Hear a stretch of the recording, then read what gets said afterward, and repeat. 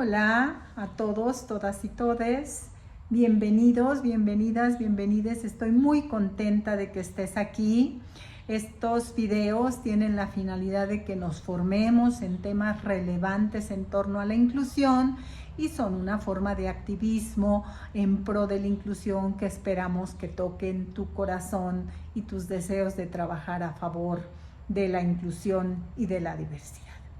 Hoy vamos a compartir un tema muy importante que tiene que ver con algunas especificaciones, con una profundización en torno a los cambios que están en las directrices del diseño universal y que en realidad, como te dije en el video, hace 2 videos, que son un cambio de paradigma en torno a lo que ha orientado el diseño universal para el aprendizaje.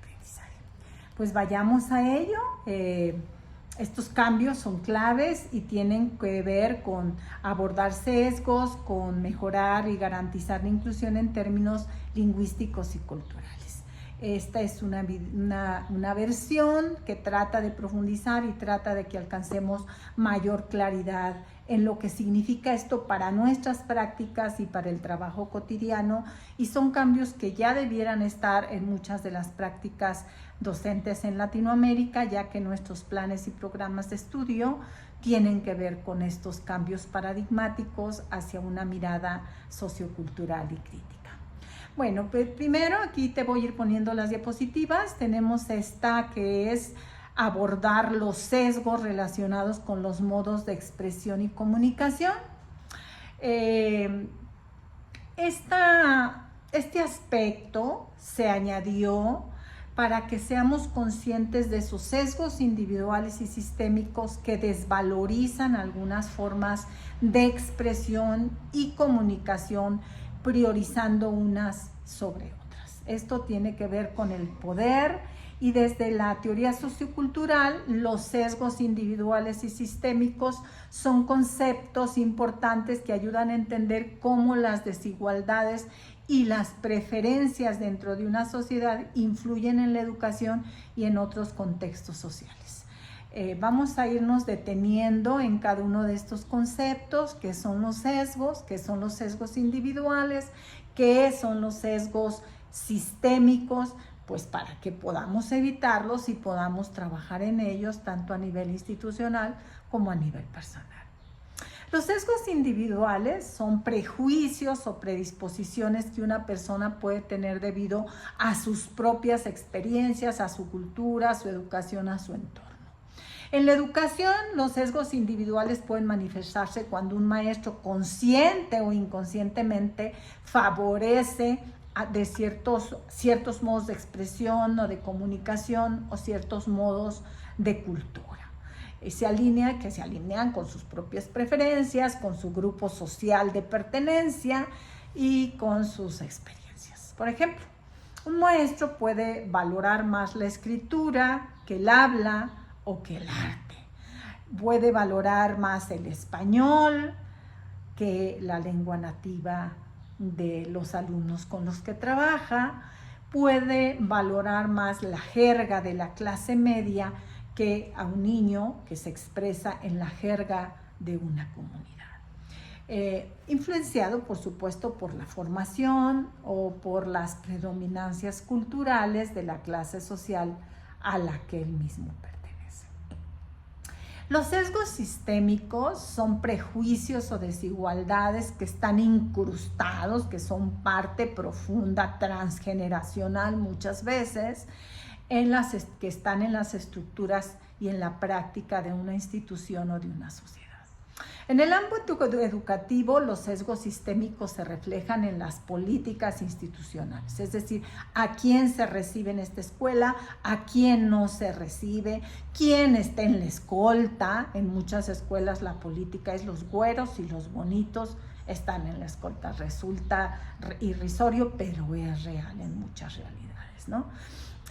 Se refleja en los currículos y en la forma de llevarlo a la práctica, eliminando algunos contenidos en algunas escuelas o colegios, pues se elimina el plan de estudios y se trabaja con la metodología que el colegio elige, y entonces esto es un sesgo que pues deja a ese grupo social fuera de la mirada que está pensada para el país.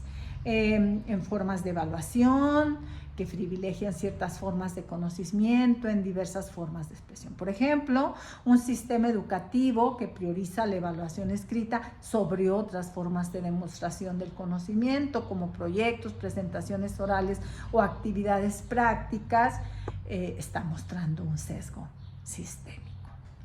Todo esto tiene que ver con la teoría sociocultural y la teoría sociocrítica, ¿verdad? Y bueno, pues ojalá que queramos profundizar en ello. Vamos a ir subiendo algunos videos al respecto. Voy a detenerme en algunos conceptos de estas teorías, como la influencia cultural, que tiene que ver con cómo nuestros contextos generan ciertos tipos de influencia de la cultura dominante que se puede perpetuar en ciertos sesgos, ¿no? Otro asunto es la interacción social, y estas interacciones sabemos que tienen un gran valor, pero pueden estar sesgadas para afectar las oportunidades de aprendizaje y desarrollo de todos los estudiantes de manera equitativa. Y bueno, pues todos sabemos que existen desigualdades estructurales y que estas reflejan pues, y refuerzan valores y normas de la sociedad que perpetúan desigualdades para algunos grupos sociales que son más vulnerados por estos sesgos, ¿no? Bueno, el siguiente asunto en el que nos vamos a detener es en esta directriz que tiene que ver con proporcionar opciones para el desarrollo de estrategias. Un asunto fundamental que está en las directrices y que fueron repensadas para describir con mayor precisión las funciones ejecutivas y que hoy abarcan toda la última parte, la parte de abajo de las directrices que te estoy poniendo aquí. Entonces, ¿cuál es el sentido? Bueno, las funciones ejecutivas son un conjunto de habilidades cognitivas, ya te lo he dicho en varios de los videos, esenciales para la regulación del comportamiento, la toma de decisiones y nuestra adaptación a nuestra vida y a nuestro entorno. Estas habilidades incluyen la memoria de trabajo, la flexibilidad cognitiva, el control inhibitorio, la planificación, la autorregulación, la atención. En el contexto del diseño universal, las funciones ejecutivas están vinculadas a las 3 redes neuronales fundamentales y vamos a detenernos un poquito en esto. La red afectiva hoy aparece como diseñar múltiples medios de compromiso para dar la idea más clara de que el compromiso con la tarea se construye en el diseño didáctico. La red afectiva está relacionada con el porqué del aprendizaje y aquí en estas nuevas directrices tiene un enorme papel y un papel muy, muy fundamental.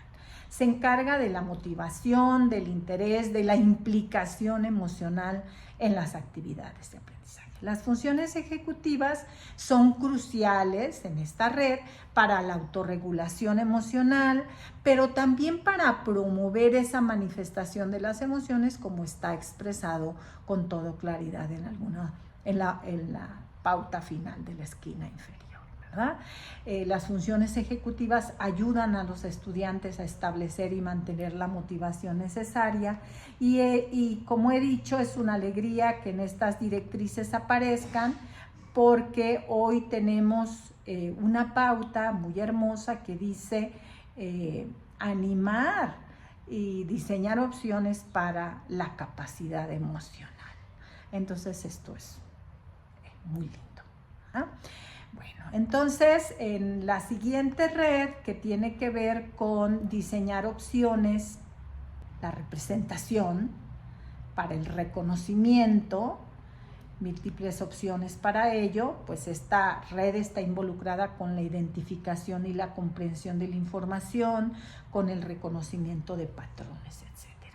En esta red, las funciones ejecutivas facilitan la organización y categorización de la información Y bueno, este es un asunto muy fundamental porque en nuestras nuevas directrices aparece un asunto que es diseñar opciones para construir el conocimiento, para construirlo en relación y transfiriendo y generalizando. Entonces, nosotros tendríamos que saber que las funciones ejecutivas justamente nos ayudan a generalizar, ¿verdad? A tener un aprendizaje y luego a generalizarlo de manera más pertinente. Y bueno, en la última red, hoy vinculada a diseñar múltiples medios de acción y de expresión, esta red implica la planificación, que es una función ejecutiva por excelencia, la ejecución y el monitoreo para resolver problemas y completar tareas. Entonces, pues trabajar de manera intencionada la planificación, el establecimiento de metas, la claridad en los objetivos de la tarea que estamos trabajando. Hay varios videos al respecto en este canal, pues son un asunto fundamental en este trabajo que hoy ha puesto las funciones ejecutivas en la base de todo el aprendizaje. Bueno, el siguiente asunto es establecer metas significativas. Y pudiera ser que para todos esto pudiera parecer que está claro, pero en la práctica no está tan claro. Hoy estas directrices se actualizaron para ser más centradas en el aprendiz y para distribuir el poder en el aula y quién tiene la batuta en las actividades que se realizan en el aula. Hoy el lenguaje está más centrado en el estudiante, quien se piensa como un sujeto capaz de gestionar el aprendizaje y de tomar decisiones en el proceso educativo. Entonces, en esta búsqueda de utilizar un lenguaje más inclusivo, centrado en el estudiante, establecer metas significativas en el diseño universal significa personalizar y buscar la relevancia del aprendizaje para el estudiante. Las metas deben reflejar los intereses y aspiraciones de los estudiantes, así como de sus contextos culturales y personales. Esto fomenta pues una mayor conexión emocional y motivación intrínseca al aprendizaje. Cuando nos reconocemos en esto que está sucediendo en el aula, en esto que se está planteando, pues es más fácil que queramos ser parte, además cuando nos sentimos reconocidos. Y bueno, para el docente significa que al conocer mejor a sus estudiantes se pueden diseñar experiencias de aprendizaje que sean más pertinentes y atractivas, lo que hace pues la enseñanza más afectiva y más significativa. En cuanto a la accesibilidad y flexibilidad, pues las metas deben ser accesibles para todos los estudiantes, incluyendo aquellos con discapacidades que enfrentan barreras, y esto pues implica ofrecer múltiples formas de diseñar, múltiples formas de participación, de representación y de expresión. Bueno, pues básicamente de lo que se trata, voy a poner un pequeño ejemplo de un proyecto sociocrítico. Los proyectos, la metodología de proyectos es la mejor forma de hacer que lo que sucede en el aula sea relevante, sea significativo y sea participativo. Y mucho más si diseñamos esos proyectos con los estudiantes partiendo de los problemas sociales que ellos viven en sus contextos. Hoy les quiero poner dos ejemplos. Un proyecto de justicia social en el cual los estudiantes investigan un problema social como la desigualdad, por ejemplo, en el acceso a la educación, y desarrollan un plan de acción para abordarlo. Cuando nosotros diseñamos con los estudiantes desde el problema, por ejemplo, en un aprendizaje-servicio, hasta la realización, pues el estudiante está implicado y está metido en la tarea. Hay otro proyecto que les quiero platicar, que es un proyecto de sostenibilidad ambiental. Es un proyecto donde los estudiantes diseñan y ejecutan iniciativas para promover la sostenibilidad ambiental en la escuela o comunidad. Por ejemplo, reducir residuos o crear un huerto comunitario. Entonces, pues esto hace que el estudiante quiera participar porque tiene que ver con su comunidad, porque tiene que ver con problemas que hemos hecho que sean sentidos para el estudiante, y por supuesto pues esto implica diversas asignaturas. Estos proyectos sociocríticos permiten a los estudiantes aplicar conocimientos y habilidades en contextos reales, desarrollar una comprensión profunda y estar activos, y esto pues es lo que le da en realidad relevancia a un proyecto. La relevancia no es otra cosa que aquello que tiene sentido para mí porque resuelve problemas reales de mi comunidad y de mi contexto. Tenemos otro asunto importante, que es anticipar y planificar desafíos, y en esto se centra en anticipar los desafíos y planificarlos, y esto se refiere a prever posibles obstáculos que los estudiantes puedan encontrar durante el proceso, pero además a diseñar estrategias que hagan al alumno ir más allá del punto en el que se encuentra. Un desafío es aquello que nos anima a buscar soluciones, que nos invita con mucho poder a que hagamos algo frente a esa realidad. Entonces, pues en la práctica es fundamental asegurar que todos los estudiantes se sientan desafiados, independiente de sus habilidades o sus necesidades. Anticipar desafíos tiene que ver con la identificación de barreras potenciales. Barreras de alta probabilidad les hemos llamado en este canal, y lo encontramos así en la literatura sobre inclusión. ¿Y qué quiere? Y esto se refiere a la capacidad del docente de prever los desafíos que podrían surgir en el proceso de enseñanza-aprendizaje, basándose en el conocimiento de los estudiantes, pero también en el conocimiento de esos contextos donde se van a desarrollar los proyectos. Pone una planificación proactiva, una planificación del desafío, de cada desafío, acorde a los niveles de estudiantes. Por eso en los proyectos no todos los alumnos hacen las mismas tareas, las tareas son diversas para los equipos de trabajo, y esto puede hacer que el maestro varíe y dosifique los desafíos de tal manera que si están tan bajos no se enfaden los estudiantes, y si están tan altos no se sientan incapaces de resolver.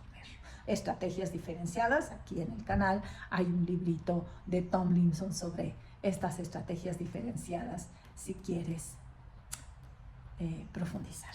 Y bueno, pues aquí hay muchos asuntos que ver, como la planificación proactiva, como el apoyo a la lectura, actividades kinestésicas, estrategias de anticipación en la que los estudiantes pueden participar, y que ojalá quieras informarte y empezar a trabajar.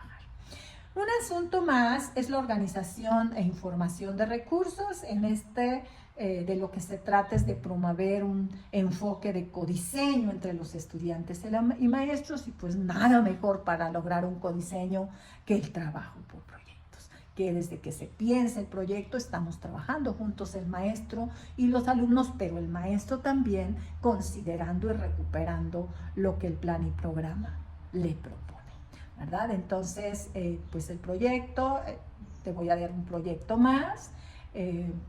Este tiene que ver con buscar soluciones comunitarias para resolver la pobreza, y entonces pues integra ética, naturaleza y sociedades, lenguajes y de lo humano y lo comunitario, y se trata de que en este proyecto los maestros participen en la creación de propuestas de intervención comunitaria, empleando el codiseño para asegurar que las soluciones sean viables y culturalmente pertinentes. En este proyecto, en la fase de codiseño, los estudiantes comienzan con una serie de talleres, sesiones y lluvia de ideas donde se exploran las dimensiones de la pobreza a través del estudio de caso, entrevistas con miembros de la comunidad, análisis de datos locales.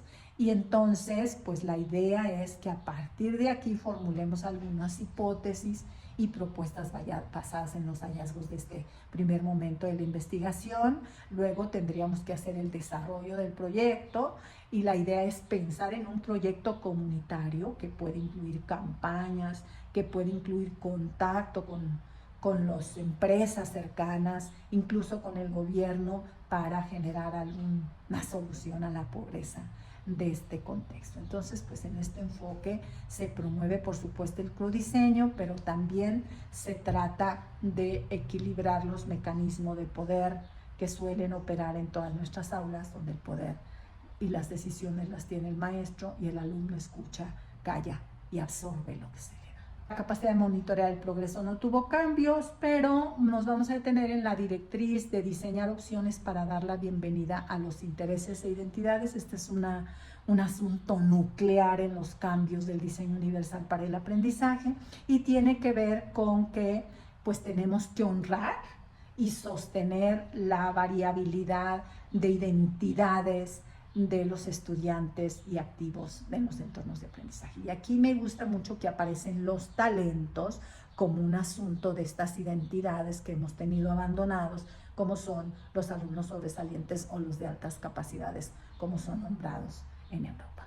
Bueno, entonces, ¿qué significa esto de diseñar opciones para dar bienvenida a las identidades? Significa crear un entorno educativo que reconoce y valora la diversidad cultural, social y personal de cada estudiante, y esto implica que los docentes ofrecen múltiples vías, buscan con sus alumnos múltiples vías y modalidades de aprendizaje que permitan a sus estudiantes aprender y conectar sus experiencias y conocimientos con los contenidos de la currícula.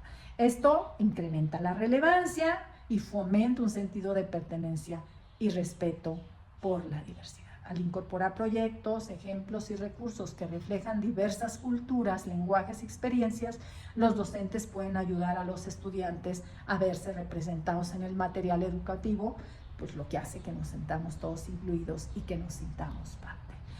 Quiero dejarte algunas referencias de autores que han trabajado esta idea de retomar las identidades en el aula.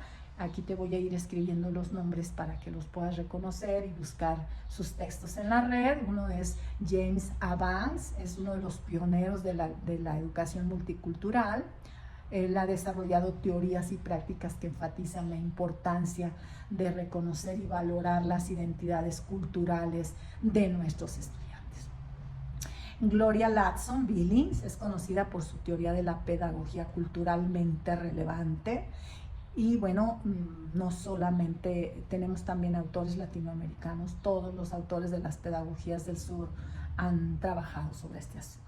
También tenemos a Luis Moll, que junto con sus colegas desarrolló el concepto de fondos de conocimiento, fondos culturales, y esto nos dice que las culturas, tanto familiares como culturales, desarrollan recursos valiosos para el aprendizaje que las escuelas tendríamos que ser capaces de retomar. Tenemos a Jean Anion en sus trabajos sobre educación y desigualdad socioeconómica, pues han sido fundamentales. Henry Giroux, por supuesto, es un teórico crítico de la educación que ha trabajado extensamente sobre cómo la educación puede y debe considerar las identidades de los estudiantes para fomentar una ciudadanía crítica y comprometida. Pues muchas gracias, esto es hasta hoy. En resumen, te puedo decir que las directrices 3.0 han sido actualizadas para abordar mejor los sesgos, para ser más inclusivas, centradas en el estudiante, en sus identidades, en las identidades lingüísticas y culturales, y fomentar un entorno más equitativo de aprendizaje.